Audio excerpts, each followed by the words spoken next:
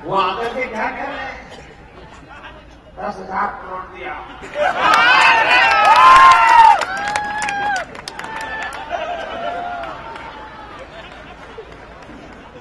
अरे जरा पूछो ये 10,000 करोड़ मामा के घर से लाए थे।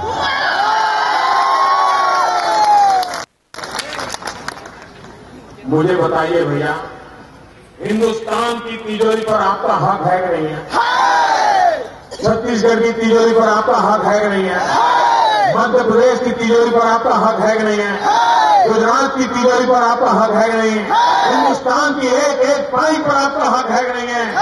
अरे कांग्रेस के मेरे नेताओं, ये पैसा किसी दल का नहीं है, किसी सरकार का नहीं है, ये जनता जनार्दन का पैसा है।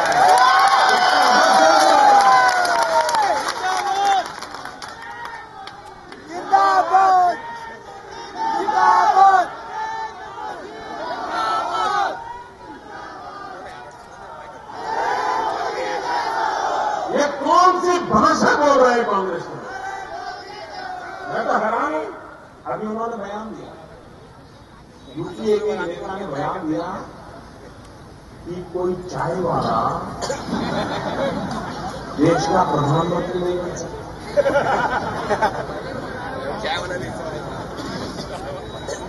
भाइयों बहनों, क्या इस देश के गरीबों का अपमान नहीं है? क्या इस देश में चाय वाला प्रधानमंत्री नहीं बन सकता है? क्या इस देश का किसान प्रधानमंत्री नहीं बन सकता है?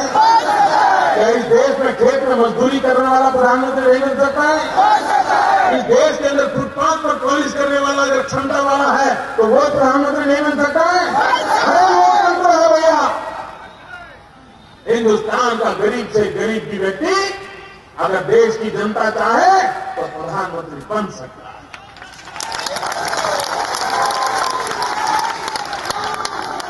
कांग्रेस की ये हिम्मत, यूपीए के नेताओं की ये हिम्मत। और भाइयों बहनों, आप मुझे बताइए, क्या गरीब के घर में पैदा होना गुनाह है? नहीं। क्या पिछड़े समाज में पैदा होना गुनाह है? नहीं। क्या गरीबी में पलना गुनाह है? नहीं। पेट भरने के लिए मजदूरी करना गुनाह है? क्या बचपन में माँ बाप के खुद के पेट को भरने के लिए अगर रेल के डिब्बे में चाय बेचनी पड़ी तो वो क्या गुनाह है? अगर गुनाह है तो वो गुनाह मैंने किया।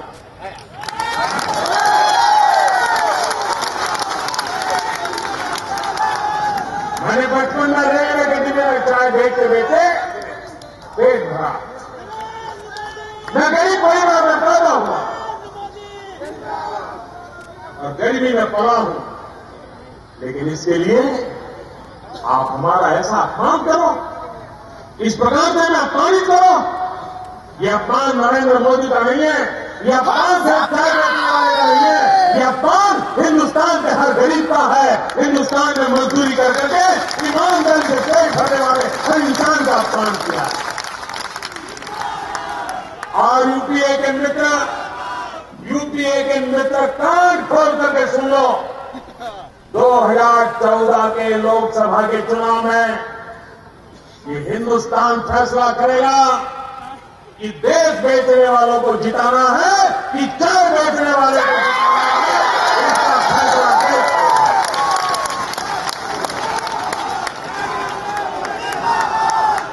इस देश को देश बेचने वालों से बचाना है।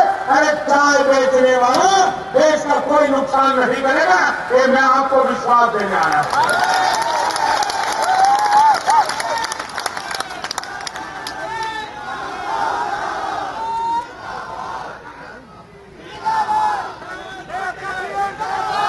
कैसा अहंकार आ गया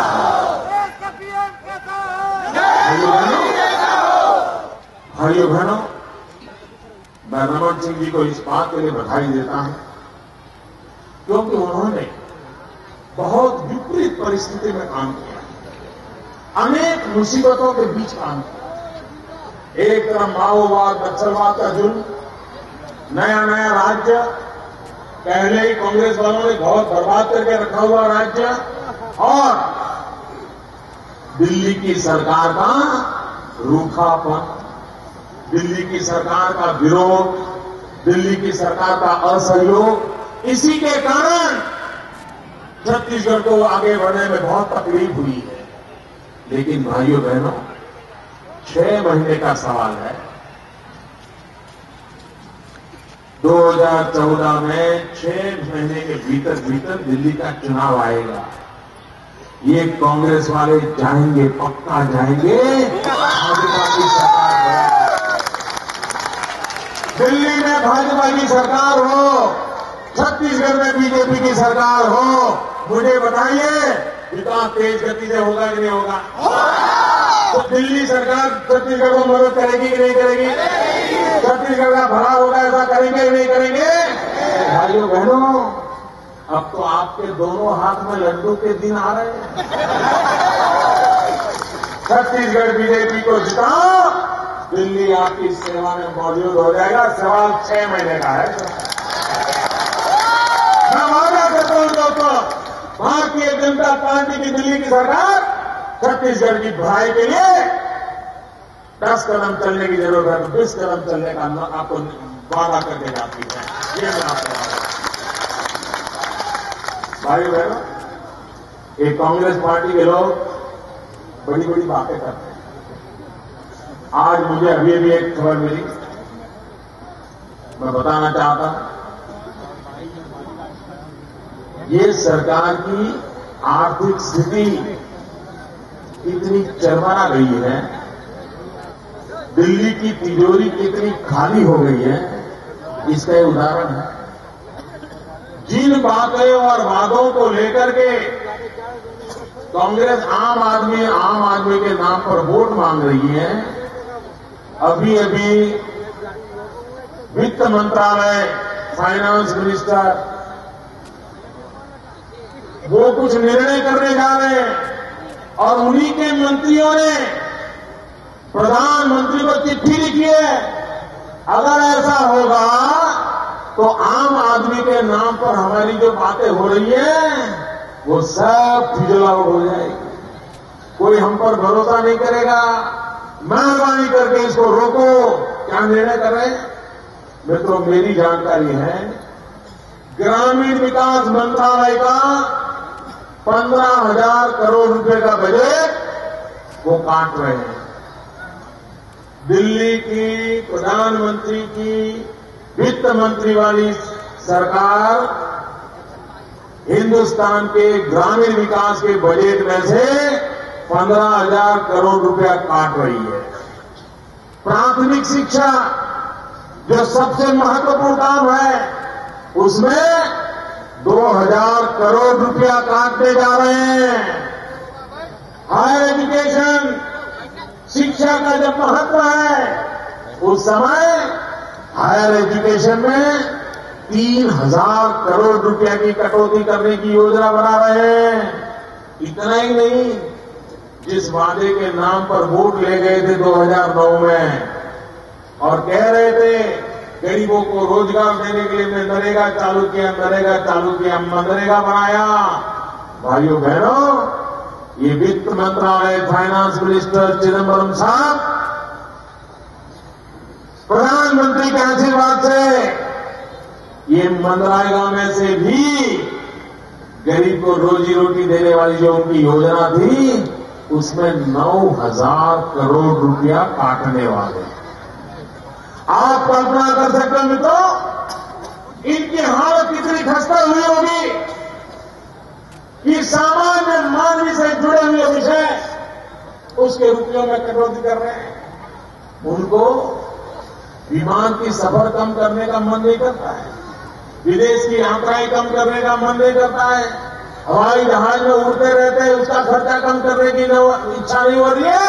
खर्चा कम करना है तो कहां करना है? ग्रामीण विकास में, प्राथमिक शिक्षा में, हायर एजुकेशन में, मनरेगा में। ये कांग्रेस पार्टी ने दिल्ली को कैसा चलाया है, कितनी आर्थिक स्थिति चरमरा गई होगी, तब जाकर के इस प्रकार का निर्णय करने जा रहे हैं। इसलिए भाइयों बहनों मैं आपको कहने आया हूं, अब छत्तीसगढ़ 13 साल का हो गया। 13 से 18 की उम्र बड़ी महत्वपूर्ण होती है। 13 से 18 की उम्र सबसे महत्वपूर्ण होती है। अगर 13 से 18 की उम्र में बच्चा अगर गलत रास्ते पर चला गया तो माँ बाप की जिंदगी बर्बाद कर देते हैं। और जो समझदार माँ बाप होते हैं वो 13 से 18 में बच्चों का ज्यादा ख्याल रखते हैं।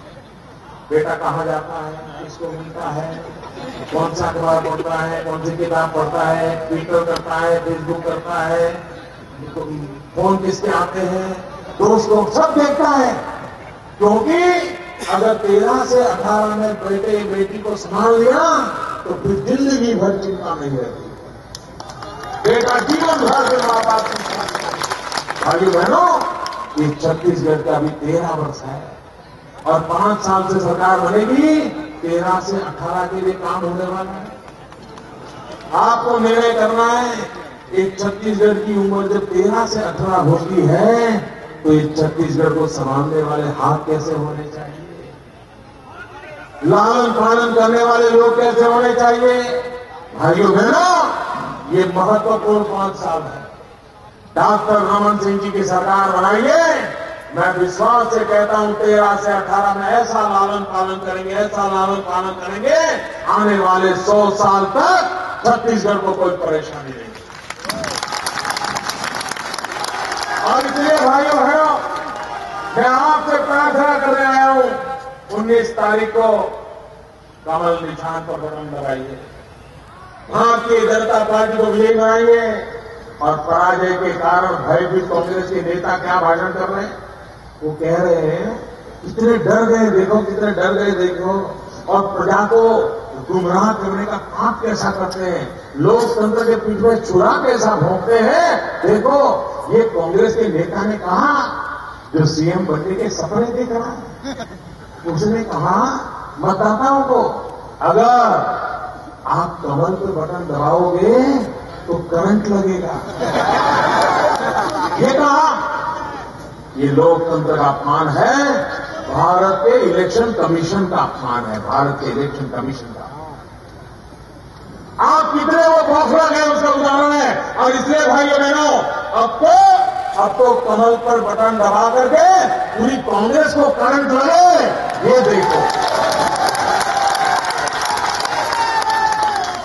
पूरी कांग्रेस को सिर्फ छत्तीसगढ़ में नहीं, कन्याकुमारी से कश्मीर तक पूरे हिंदुस्तान में कांग्रेस को करंट लगाने का काम ये मेरे छत्तीसगढ़ के मतदाता करे। यही एक प्रार्थना के साथ 2 मुट्ठी बंद करके मेरे साथ बोलिए, भारत माता की जय।